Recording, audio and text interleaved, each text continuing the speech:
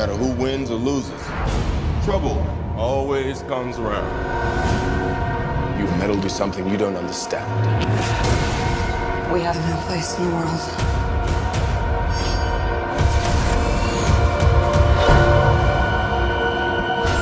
Alright, so we're into the last part and I'm going to try and make this really fast.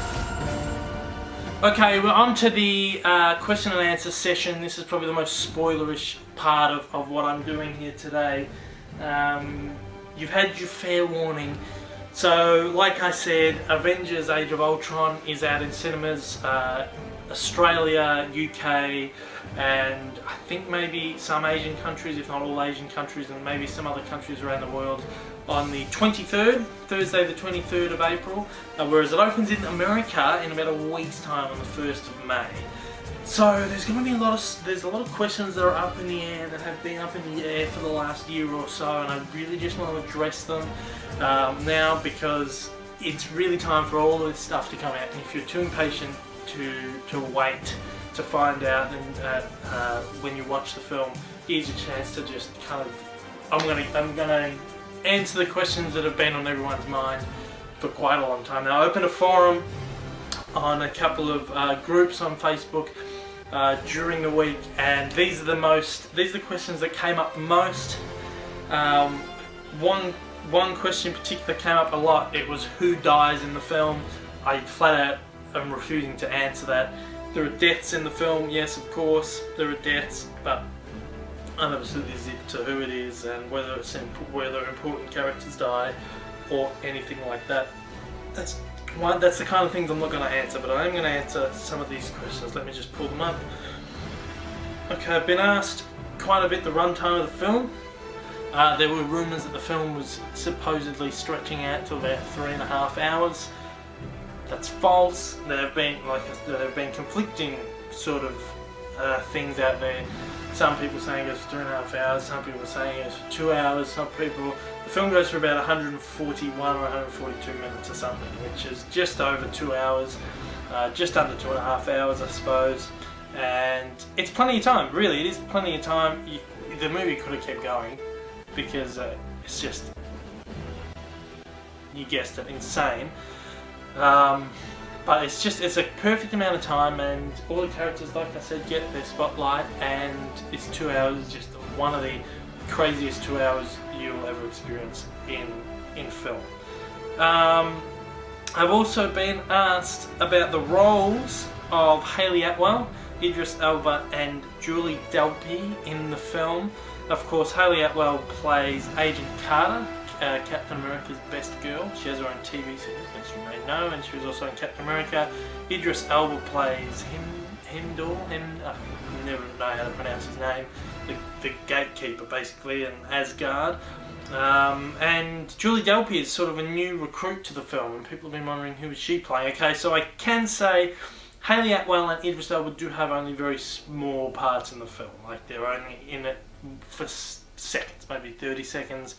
As we know, the Scarlet Witch, one of her powers is to bewitch people, and she shows them their greatest fears. So both of them appear in visions during the film. Hayley Atwell appears in a vision to Captain America, and Idris Elba appears in a vision to Thor.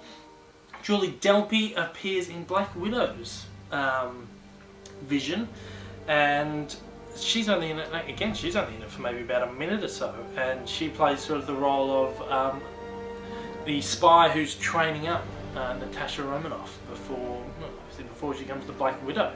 And that's very interesting. So that's those three. I've also been asked a lot whether Gwyneth Paltrow as Pepper Potts and Natalie Portman as Thor's Jane are in the film at all. No. Not in the film, but they are referenced quite at the very beginning, and they're referenced as to sort of why they're not in the film, and I'll let you find that out too, but they're definitely not in there. I've also been asked more about actors who have been announced to be in the film.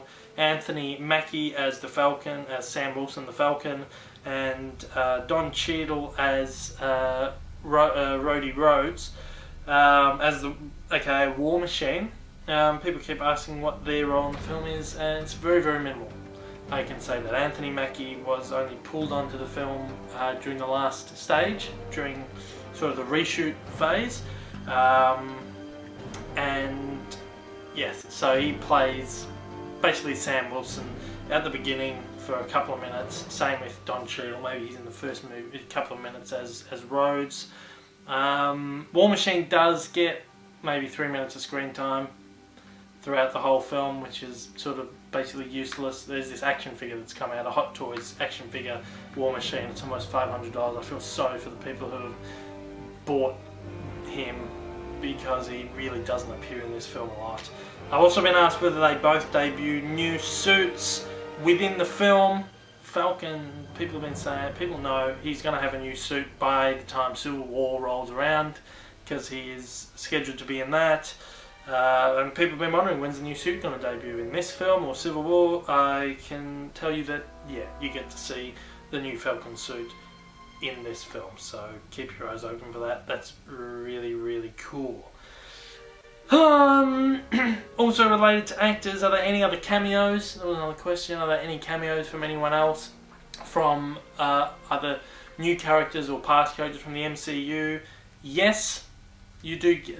There are a couple of other characters there that I haven't yet mentioned that do pop up. Again, I'm not going to tell you because it's a little bit too, it crosses that border into really bad spoiler territory, so I'm not saying any more on that. But Andy Serkis, who's best known as sort of Peter Jackson's favourite motion capture artist, Gollum, King Kong, etc. He's in it, and he's playing a new character. And I have a feeling we're going to see him pop up in future films. I think maybe Black Panther. I'm not too sure, but he's going to appear very soon. Been asked if any of the characters have deaths. Again, I'm definitely not answering that question. Hulkbuster, is he worth it? Hulkbuster is really cool. Hulkbuster, is he in much of the film? No, he's not. Is there an end credits scene? No. There absolutely isn't. There's been a lot of talk about this over the last few days. A video popped up which featured a end credit scene featuring Spider-Man. I can confirm that's absolutely fake. It didn't happen. There's a mid-credit scene, which is definitely, it's all you need. It's definitely all you need. It's really cool. I think there's descriptions of it out there on the internet at the moment, but I'm not going to delve into that. I want you to sort of discover that firsthand, because that's really cool. And again, that's setting up what's to come in the future. It's very exciting. Do we get to see the Avengers Mark II set up by film's end? We do, yes. We get a very good indication of what the second sort of Avengers team is going to look like in coming films. As we know, the main team is all the actors, their contracts are sort of running out, so it's time for a new wave of superheroes to sort of take the mantelpiece, and yeah, we get a good idea of who's sort of going to be in that new Avengers lineup. I can tell you, block your ears if you don't want to know. I can confirm definitely War Machine, Scarlet Witch, the Vision, and the Falcon are going to be the Mark II Avengers, and the team's going to be led by Captain America and Black Widow. As has been said on the internet everywhere, I'm happy to say it here because it's all over the place. Who will appear in Infinity War? People are asking me.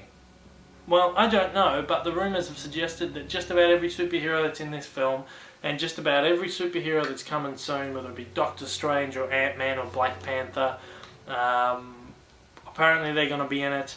I've heard that the Guardians of the Galaxy are scheduled to be in it, and I've also heard that the characters on the actors who are on the Marvel television series, whether it be Netflix and the S.H.I.E.L.D. Show, I believe they all have movies built into their contracts, so maybe we'll see them pop up in Infinity War too. Like I said, it's going to be a mind blow, that film. That's really about all I want to cover. They're about all the questions that I personally had on my mind going into this film, and I know a lot of fans have had on their mind going into the film. it's out there. There you go. There's a few little small answers to a few of the open questions surrounding Avengers Age of Ultron. Of course, you can go to the film and check it out, and I really do suggest go and check out this film because it's absolutely amazing. Thank you to Disney, Walt Disney Pictures, for inviting me to not one but 2 preview screenings of the movie. It was absolutely fantastic, and I can't wait for what Marvel has to offer us next.